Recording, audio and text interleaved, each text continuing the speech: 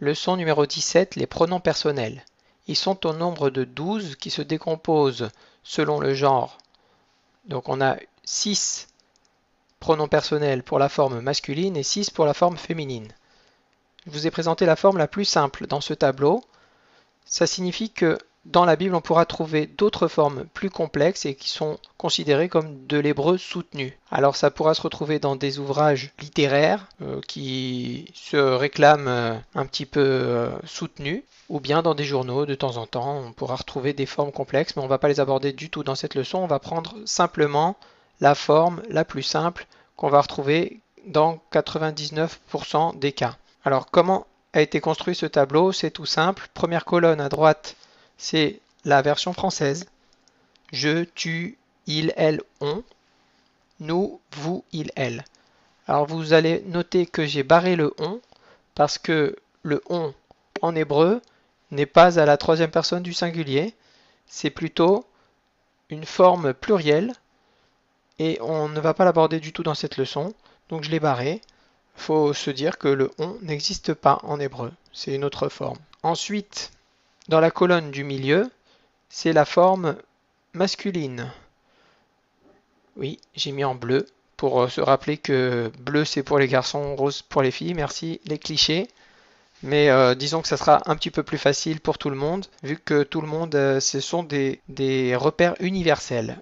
Donc, colonne du milieu, c'est la colonne masculin, colonne de gauche, colonne féminin. Alors vous allez remarquer que beaucoup de formes sur les pronoms personnels se ressemblent entre le masculin et le féminin. Comment on fait pour les différencier? Ça sera selon le contexte. Parce que si le pronom personnel, lui, ne s'accorde pas, derrière, on va avoir des adjectifs ou des conjugaisons qui vont être déclinés selon le genre et aussi selon le nombre. Là, forcément, si on a un pronom personnel au singulier masculin, on aura le verbe qui sera conjugué au singulier masculin. C'est pas possible d'avoir une forme plurielle avec un pronom personnel singulier. Nous allons voir des exemples tout de suite après avoir vu le tableau. Parcourons tout d'abord le tableau. Comment on va procéder? On va partir du haut vers le bas et on commence par la forme masculine. Sur le je, ça se dit Ani. Ça ressemble à une forme arabe, oui. On m'a critiqué pour le fait d'avoir comparé l'arabe et l'hébreu, mais on retrouvera souvent des similitudes entre l'hébreu et l'arabe, ainsi que l'araméen.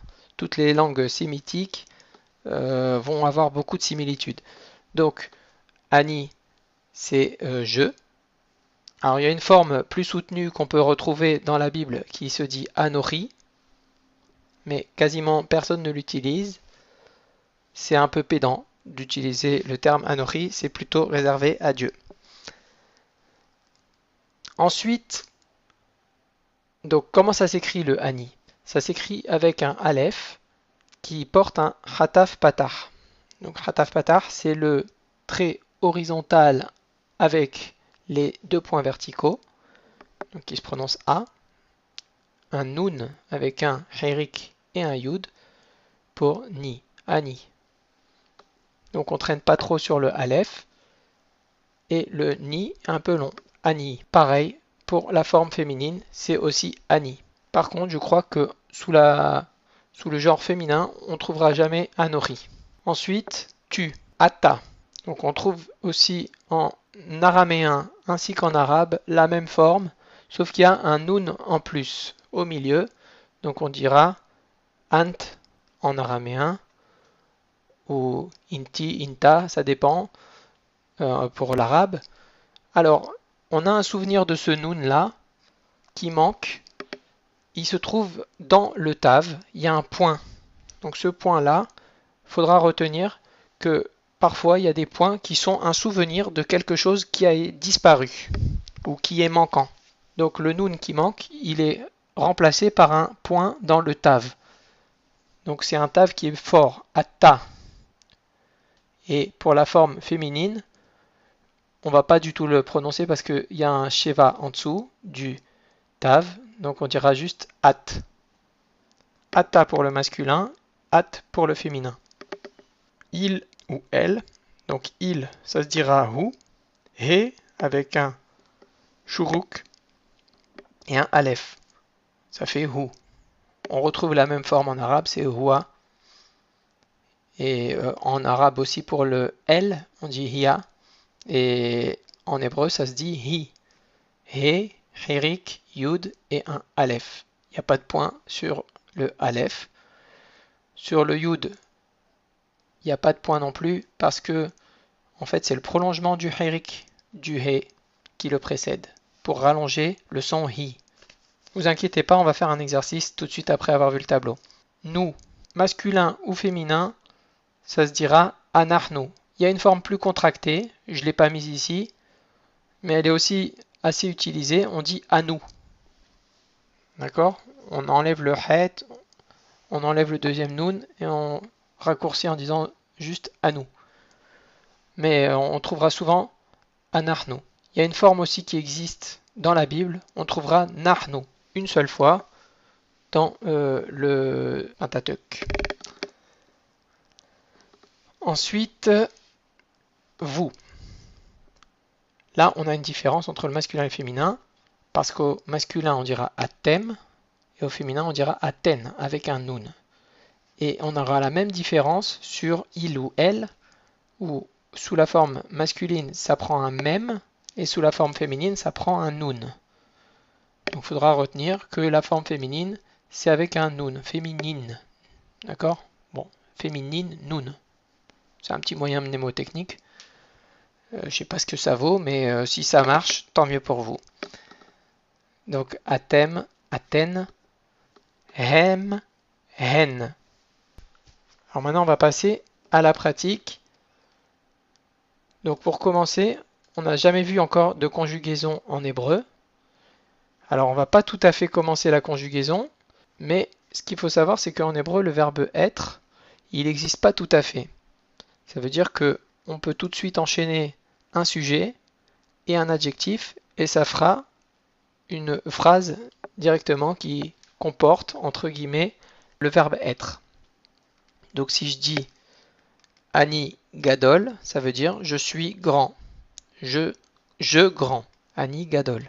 Dès que je dis je associe un pronom ou un nom avec un adjectif, eh bien ça représente tout de suite une phrase avec le verbe être. Voilà. Donc, dans notre tableau, nous avons Ani Sameyah. On va traduire. Là, je ne mets pas les traductions dans l'écran parce que maintenant, il va falloir mémoriser un petit peu quelques adjectifs. J'en ai pas mis beaucoup. Ani Sameyah. Je suis joyeux. Simha, nous l'avions vu dans une des précédentes leçons. On avait vu le mot Simha. C'est la joie. Ani Sameyah, je suis joyeux. Alors, Sameyah, je ne sais pas si vous vous souvenez, mais on avait fait une leçon sur le patah. Et le patah, on avait vu que quand il se posait sous une lettre comme un haïn ou un het, alors on appelait ça le patah genuva. C'est-à-dire que on prononce le patah, le son du patah, on le prononçait avant le son de la lettre. Donc, Sameyah, le het, il vient en toute fin. Ça veut dire que le son de la voyelle a été prononcé avant. C'est pour ça qu'on appelle ça genuva, voler. Au féminin, Ani Semeha. Donc ça ressemble à Sameyah, sauf qu'on a coupé un petit peu le début du mot et on a rallongé la fin du mot.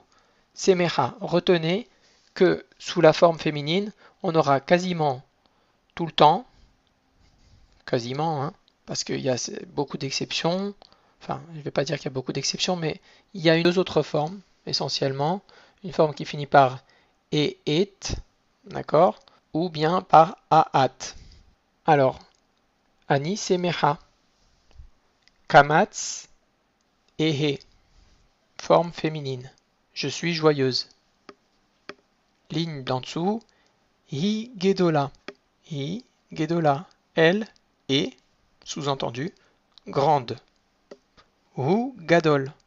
Vous voyez comment on transforme un adjectif masculin en féminin, on raccourcit le début et on prolonge la fin avec le son A.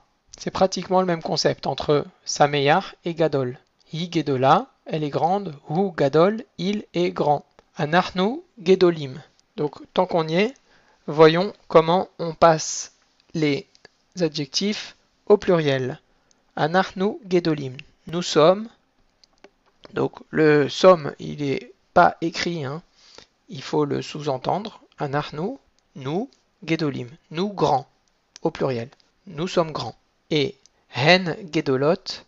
Hen, il y a un nun, vous vous rappelez, féminine. Hen Gedolot. Elles sont grandes. Au féminin pluriel, on aura pratiquement tout le temps hot. C'est-à-dire qu'on a un cholam vav avec un tav. Et enfin, at yafa, tu es, sous-entendu, belle, yafa, jolie, ani, yafé, je suis beau ou joli. Voilà pour la leçon sur les pronoms personnels. On repassera dessus en donnant des formes un peu plus complexes dans le futur, mais là on n'est pas obligé de commencer par les formes les plus compliquées. Voilà, j'espère que cette leçon vous a plu. Si ça vous a plu, vous likez. Si ça vous a pas plu, vous commentez. Vous dislikez, mais vous réagissez s'il vous plaît. Comme ça, on fait avancer les choses. Rejoignez-nous sur Facebook.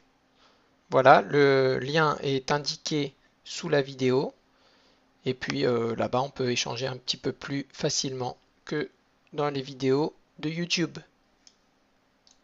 Si vous avez des astuces à me communiquer ou des outils pour faire du montage vidéo d'un peu meilleure qualité, tout en restant gratuit s'il vous plaît, je suis preneur. Donc vous me les mettez dans les commentaires ou vous m'écrivez un mail ou vous m'écrivez sur Facebook, peu importe.